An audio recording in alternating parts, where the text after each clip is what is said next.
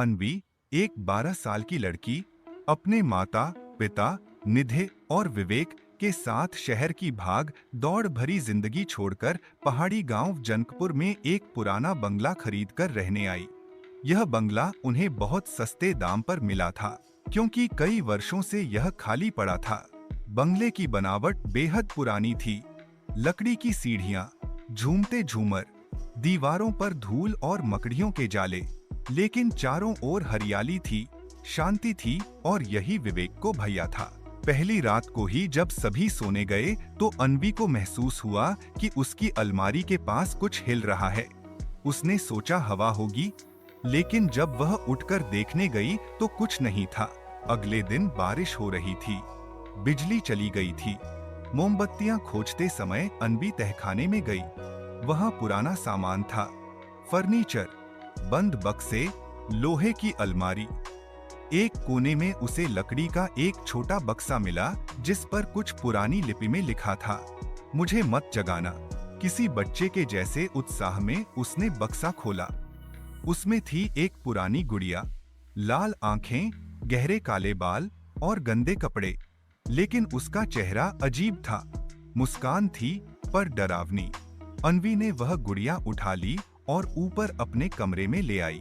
गुड़िया को अपने बिस्तर के पास रखकर अनवी सो गई। आधी रात को उसने सपना देखा कि वह उसी गुड़िया के साथ एक पुराने जंगल में खड़ी है। गुड़िया बोल रही थी, मैं वापस आ गई हूँ, अब तू मेरी है। अनवी चिल्लाई और उठ गई, पसीने पसीने। उसने देखा गुड़िया बिस्तर के सिरहाने पर थी, जबकि उसने उसे टेबल पर रखा था। उसने माँ को बताया, पर निधि ने कहा, बच्चे तो सपने देखते रहते हैं, छोड़ दो इन बातों को। अगले दिन घर की खिड़कियां अपने आप खुलने लगीं। शीशे पर किसी ने खून से लिखा, मुझे वापस ले चलो। अनवी के चेहरे और पीठ पर खरोंच आने लगे। निधि को रसोई में किसी की पदचाप सुनाई दी, पर कोई नहीं था। विवेक ने इसे वहम माना, लेकिन एक रात उसने देखा कि अनवी की आंखें बंद थीं, पर वह सीढ़ियों पर चल रही थी, जैसे किसी ने उसे वश में कर लिया हो। गांव के पास ही एक छोटी सी कुटिया में रहते थे विजय दादा, बहुत बूढ़े और ज्ञानी व्यक्ति। उन्होंने जब सुना कि वह परिवार पुराने बंगले में रहने आया है और गुड़िया की बात की, तो वह कांप गए। उन्होंने बताया, यह गुड़िया उस स्त्री की है जिसे 100 साल पहले गांव वालों ने डायन कहकर जिंदा जला दिया था। उसका नाम था सावित्री। उसकी आत्मा इस गुड़िया में बस गई। जो भी उसे घर में लाता है, उसकी आत्मा उस पर हावी हो जाती है। निधि ने गुड़िया को जलाने की कोशिश की, लेकिन अग्नि बुझ गई। उन्होंने गुड़िया को जंगल में फेंक दिया, लेकिन अगली सुबह वह फिर से उसी जगह मिली, अनवी के बिस्तर पर। एक रात अनवी गायब हो गई। कमरा खुला था, बिस्तर पर वही गुड़िया बैठी थी, लेकिन अब उसके चेहरे पर मुस्कान नहीं थी, बल्कि गुस्सा था। निधि और विवेक टूट गए। उन्होंने पुलिस को बुलाया, गांव वालों से मदद मांगी, पर कोई सुराग नहीं मिला। विजय दादा ने एक पुराने तांत्रिक को बुलवाया। रात 12 बजे पूजा शुरू हुई। गुड़िया को त्रिकोण मंत्र चक्र के अंदर रखा गया। मंत्रों के साथ कमरे की दीवारें हिलने लगीं। अचानक एक भयंकर चीख हुई और गुड़िया हवा में उठ गई। एक काली छाया उसमें से निकली, सावित्री की आत्मा। वह बोली, तुम सबने मुझे जलाया, मैं अब सबको जला दूंगी। तांत्रिक ने हवन में गुप्त सामग्री डाली और अंतिम मंत्र पढ़े। एक जोरदार विस्फोट हुआ, गुड़िया जल गई और सावित्री की आत्मा चीखती हुई गायब हो गई। अनवी बेसुध एक पेड़ के नीचे मिली, जिंदा लेकिन डरी हुई। वह धीरे धीरे ठीक हुई। परिवार गांव छोड़कर शहर लौट आया, लेकिन एक दिन जब उनका छोटा बेटा, अब 3 साल का, घर के पुराने सामान में खेल रहा था, उसने एक बक्सा खोला और वहां बैठी थी वही गुड़िया। उसने मुस्कुराकर कहा, मुझे फिर से खेलना है। 3 साल बाद का समय। अब अनवी ठीक थी, लेकिन कभी कभी रात में नींद में चीख उठती थी। उसका छोटा भाई आर्व अब 3 साल का था, जिसे कुछ समय पहले ही बोलना आया था। एक दिन आरव घर के पुराने कमरे में गया, जहां पुराना सामान रखा था। वहां उसे एक छोटा बक्सा मिला।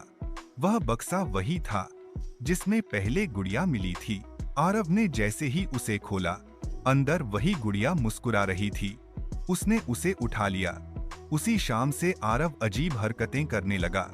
वह खुद से बातें करता था, रात में बिना आवाज के उठकर घर में घूमता था। एक दिन उसने दीवार पर खून से लिखा, अन्वी मेरी थी, अब आरव मेरा है। निधि कांप गई। गुड़िया फिर लौट आई थी।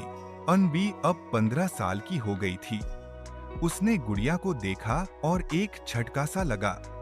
वही चेहरा, वही डरावनी मुस्कान। उस रात अन्वी ने सपना देखा, सावित्री उसे जंगल में बुला रही थी और उसके पीछे आरव खड़ा था, मगर उसकी आंखें लाल थीं।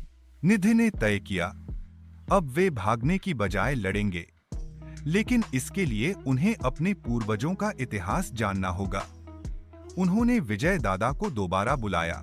विजय दादा ने बताया कि सावित्री कोई डायन नहीं थी, वो एक विधवा थी जो लोगों की मदद करती थी। लेकिन गांव के एक अमीर जमींदार ने जब उसका अपमान किया और वो उसके खिलाफ खड़ी हुई, तो लोगों ने उस पर डायन होने का झूठा आरोप लगाया। जिस जमींदार ने उसे मरवाया था, वही निधि के पति विवेक का पूर्वज था। तुम्हारे परिवार ने उसे मारा था। अब उसकी आत्मा हर पीढ़ी से बदला लेती है। निधि कांप उठी। क्या अब आरव की बारी है? तांत्रिक अब जीवित नहीं था, पर विजय दादा ने अन्वी को आत्मा से सीधे संवाद करने की शक्ति दी, एक दर्पण द्वारा। एक रात अन्वी ने दर्पण में मंत्र पढ़े और सावित्री प्रकट हुई। सावित्री बोली, मैं मरी नहीं थी, मैं जलती रही, लोगों की चीखें सुनती रही। तुम्हारे पूर्वजों ने मुझे नहीं बचाया, अब तुम्हारे भाई को भी वही दर्द सहना होगा। अन्वी ने हाथ जोड़कर कहा, तू मुझसे ले ले जो चाहिए, पर आरव को छोड़ दे। गुड़िया की आंखों से खून टपकने लगा। सावित्री ने कहा, ठीक है, अगर तू मेरी तरह अकेली, अपमानित और जिंदा लाश बनने को तैयार है, तो मैं आरव को छोड़ दूंगी। अगली सुबह अन्वी गायब थी। उसका कमरा खुला था, बिस्तर पर गुड़िया थी, मगर अब वो चुप थी। आरव अब बिल्कुल ठीक था, हंसता खेलता बच्चा। पर एक रात निधि की नींद खुली तो उसने देखा, एक छाया खिड़की पर बैठी है, लंबी चोटी, फटी साड़ी और चुपचाप बाहर झांक रही है। वो अन्वी थी, अब एक माध्यम बन चुकी थी, सावित्री की आत्मा का नया शरीर।